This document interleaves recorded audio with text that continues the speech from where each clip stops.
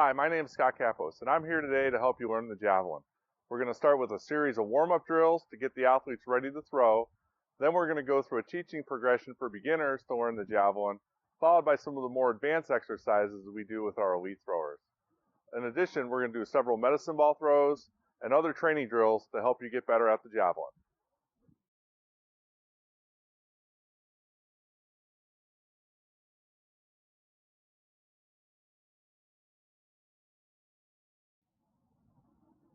The first thing we're going to do today is an active dynamic warm-up. We're going to get the temperature of the body warmed up and get the athletes ready to move and do the different skills we need to perfect the Javelin.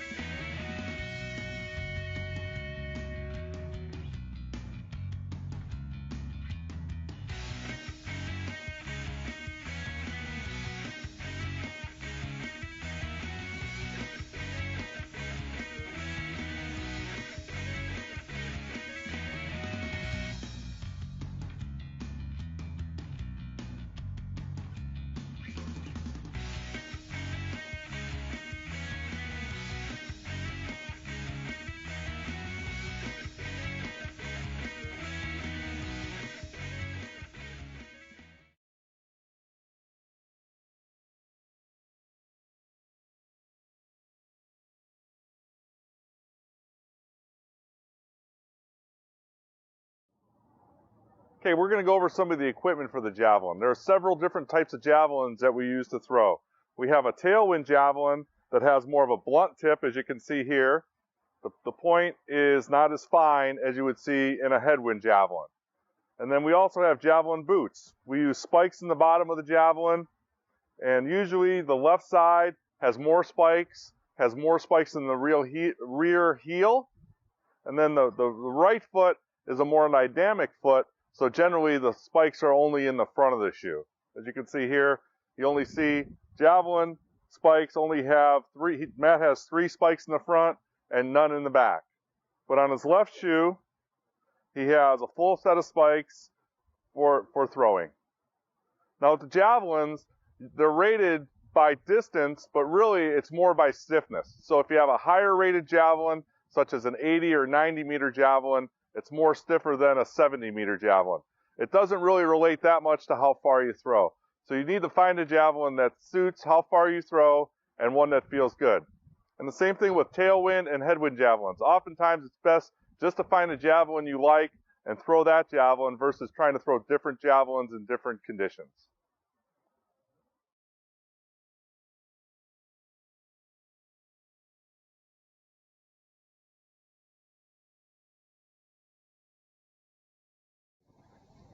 Now we want to show you the different types of grips we use with javelin throwers. There's the fork grip, which Amanda will demonstrate. You put your 2 fingers between the cord on the back of the javelin. Then there's the American grip. We put your last finger, your index finger on the back of the cord, and then the finish grip, which you have your middle finger on the cord. And then your hand lays across the javelin sideways. So you're not gripping it really tight. It's almost like you just want to grip something really softly when you grip the javelin. You don't want to grip it too tight. But when we have beginning throwers, when they start to throw the javelin, we usually teach them with the fork grip, and then we advance on to either the American or finish grip. Most world-class javelin throwers throw with the finish grip.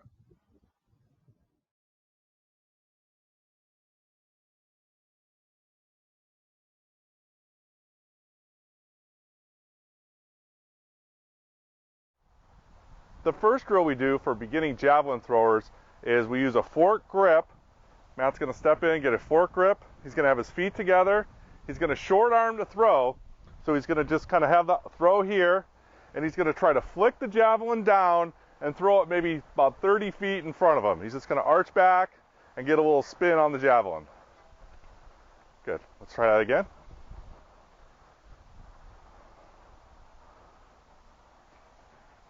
Good. Some of the components you can see there, when he brings his hand back, he's leaving the hand back. He's going to lead with the shoulder and then the elbow, and the hand stays back. In javelin throwing, it's a little different movement than some throwers are used to. So it goes shoulder, elbow, then hand when you throw.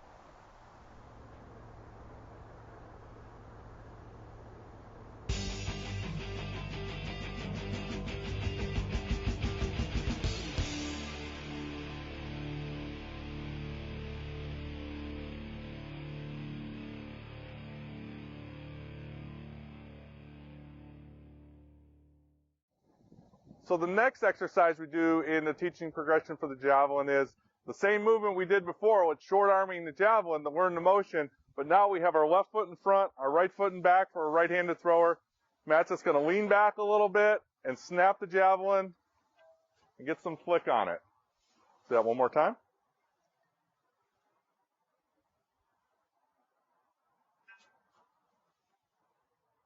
Very good. You saw good release motion.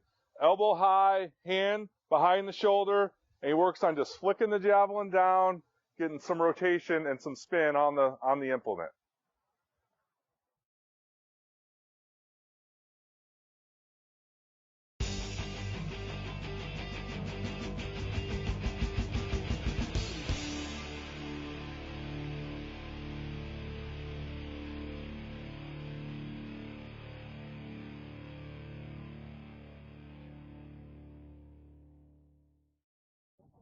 Okay, now we're going to move the javelin to a straight arm position. So this is more like a real throw. We're still using the fork grip for a beginner. And now we've got the left foot in front still. The left shoulder is up high, hands up high. And we're going to do the same throwing motion we did with the short arm, except now we've got the arm straight back. We're going to lead with the shoulder, elbow, and then hand. Arch back and throw.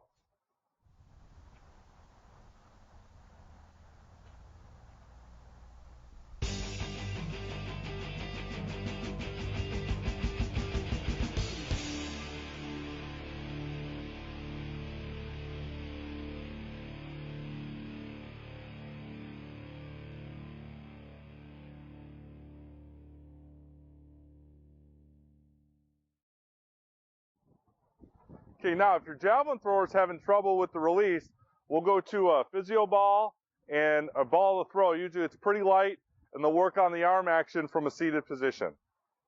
So bring the jab back, rotate, and just throw over the top. It's a challenging drill. It's hard to stay still. You can have a little bit of movement on the ball, but the big thing is working on the arm action. Good. You want to see a good over-the-top motion.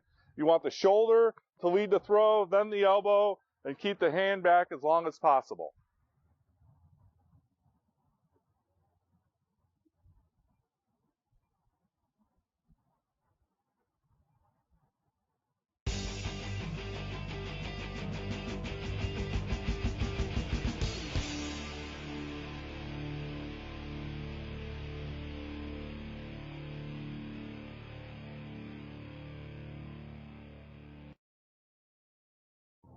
Now another drill we can do from the physio ball for beginners is a two-handed throw.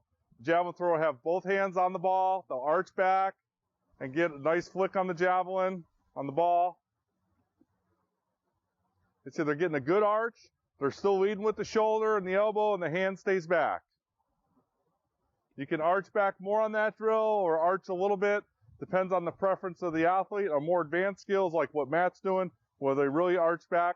But it can also be a beginner drill where they just learn that motion of following through, leading with the shoulder, then the elbow, then the hand.